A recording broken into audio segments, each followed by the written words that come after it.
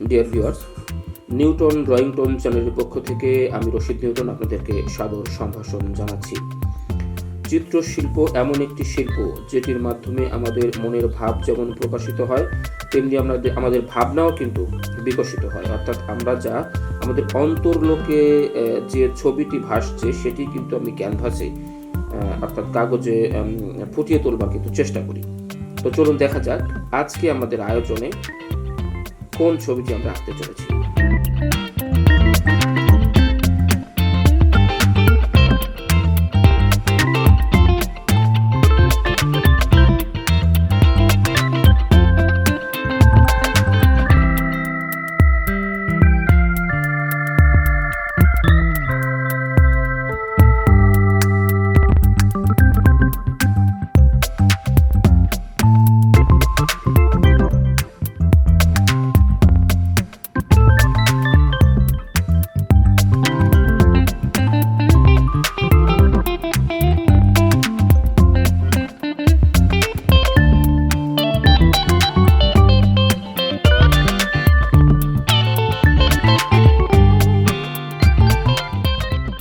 ছবি আঁকার কিন্তু কিছু নিয়ম কানুন রয়েছে।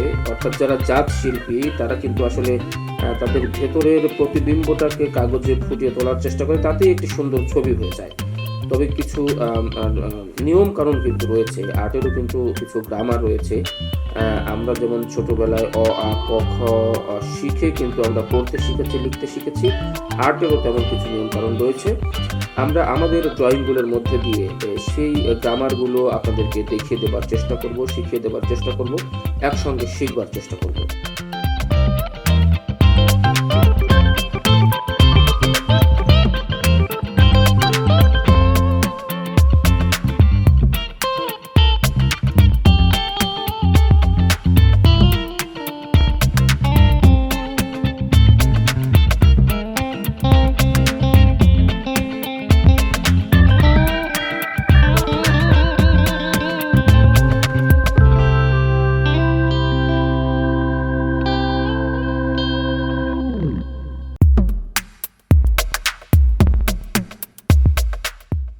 ডিয়ার ভিউয়ার্স, ড্রয়িং এমন একটি শিল্প, অর্থাৎ চিত্রাঙ্কন এমন একটি শিল্প যার মাধ্যমে আমাদের প্রতিভা যেমন বিকশিত হয়, প্রকাশিত হয়, তেমনি আমাদের ভেতরের যে একটি আকুতি, অর্থাৎ মুখের ভাষা ব্যবহার না করেও পেন্সিল, পেন বা রং তুলিতে যে মনের ভাব ব্যক্ত করা যায়, এটি কিন্তু ড্রয়িংয়ের একটি অন্যতম বৈশিষ্ট্য।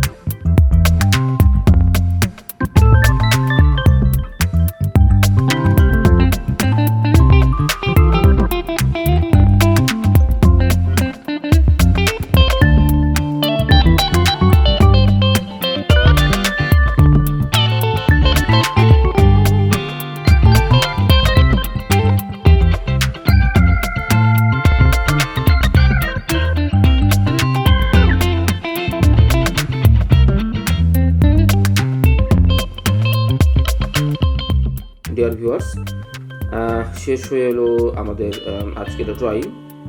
আপনারা দেখতে পেয়েছেন যে ছবিটি আমি এতক্ষণ ধরে আঁকার চেষ্টা করছিলাম সেটি কিছুটা কিন্তু শেপে নিয়ে আসতে পেরেছি। অর্থাৎ নিশ্চয়ই আপনারা বুঝতে পারছেন যে স্টেপ বাই স্টেপ একটি নিয়মতান্ত্রিক ধারাবাহিকতার মধ্য দিয়ে কিন্তু আমরা এই ছবিটি, এই ড্রয়িংটি বা এই চিত্রটি কিন্তু শেষ করবার চেষ্টা করলাম।